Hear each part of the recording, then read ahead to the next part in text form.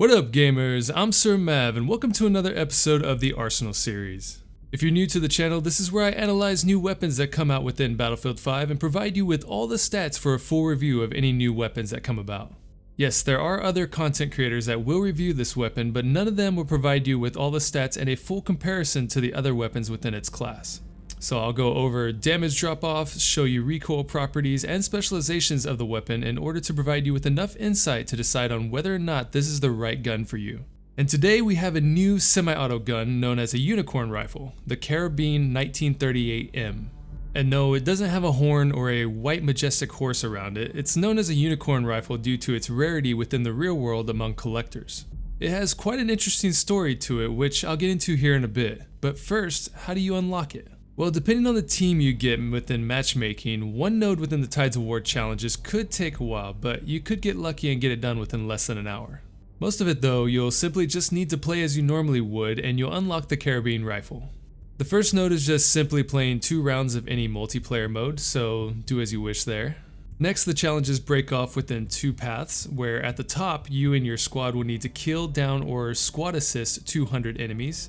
And then for the 2 nodes on the alternate path, you'll simply need to revive or resupply teammates 40 times and then inflict 1000 damage using either an SMG or a shotgun. The bottom path you'll likely acquire first, so just equip either the medic or support class and resupply your team. People always need ammo out on the battlefield, so using the support class with the ammo pouches will likely be the fastest way to get this complete. The next node is where it could take a while depending on your team. You must win 3 rounds of any multiplayer mode to move on to the next node. Now me, while unlocking this gun, I just simply had the worst luck and kept losing with a difference of 100 points every time, so hopefully you have better luck than me. And then once you get those 3 wins, the last node is to earn a score of 1500 in 1 life. Now if you're having trouble with this last one as an infantry player, you might jump into a tank as you can simply capture 2 objectives, maybe take out a couple enemies, and you'll unlock the last node. And then you can finally get your hands on the new Karabin 1938M for the assault class. If you happen to be watching this video 2 weeks from now though, then you simply just have to go to your company and purchase the weapon with company coin. So why is this particular gun known as a unicorn gun? Well, the Karabin, which is more formally known as the Marocek WZ-38M, was a gun that never actually made it to the front lines of World War II. In fact, there are only 9 documented rifles known within the world today, thus the term unicorn rifle. The gun itself was designed by a Polish engineer known as Józef Marocek, who entered this gun design into a Polish army trial in 1934. At the time, the army was looking to improve upon the Polish Mauser carbine. Marocek's design actually placed 3rd, which allowed it to move forward to the gun trials in Poland, but was eventually halted due to the invasion of Poland in September of 1939. Thus, why the gun itself never made it to the manufacturing phase, as it never cleared gun trials before then. It was presumed that around 150 of these rifles were manufactured for gun trials, but only a total of 55 rifles were documented to have been made before the invasion. So like I said, a very rare gun in this day and age and a relic among gun collectors for that era.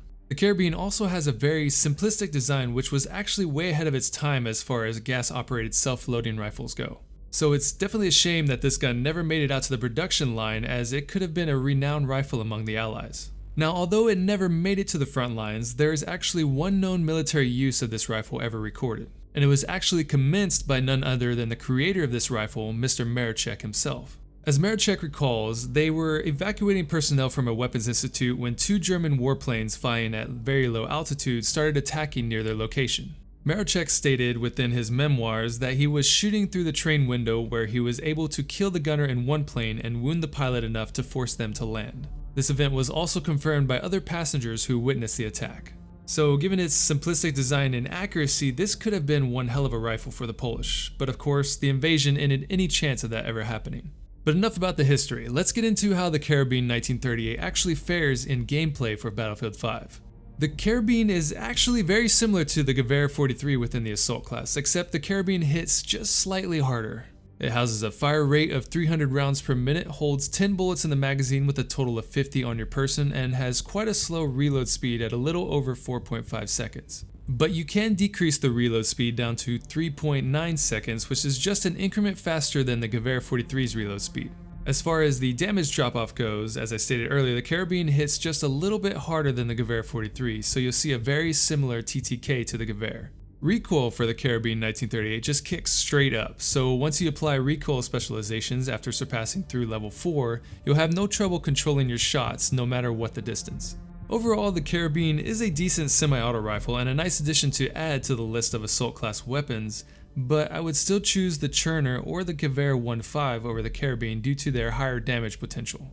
But if you do happen to use this new weapon out on the battlefield, I would suggest utilizing the left side of the specialization tree. This way you gain that decrease in reload speed and reduce the vertical recoil on your weapon. The first row is really up to you on what you choose, but if you feel you're going to be more aggressive on the battlefield, choose the left side for quick aim specialization. But if you're going to be taking shots from a distance, you should choose the high velocity rounds on the right. It's really not all that necessary as the Karabin has a decent bullet velocity, but it would allow you to be more accurate when firing on moving targets at a distance. Now, when compared to the rest of the assault class weapons, it still falls within the middle ground as far as damage over time goes. So for someone going for those distant plink shots on the enemy, you should fare fine with the Karabin. But higher rate of fire guns with an accurate player behind them will still take you out before you can get your shots off, unless you've mastered the art of headshots. Overall, it's great to see that this Tides of War challenge brought us a new weapon, as we will likely not see another for about 3 weeks from now. Hopefully not any longer than that, but who knows with the DICE team. According to the most recent data mining, we have another pistol carbine coming down the line, as well as another anti-material rifle, Lord help us, similar to the boys AT. So hopefully these new weapons come sooner rather than later, but once another new weapon pops up, I'll be sure to drop you all the stats in another Arsenal series video. So if you're still here at the end of the video, thanks so much for watching and supporting my content. If you found the data helpful, be sure to like this video as it helps to get this content out to more viewers, and tap fire subscribe for future videos on Battlefield 5 and other games I cover.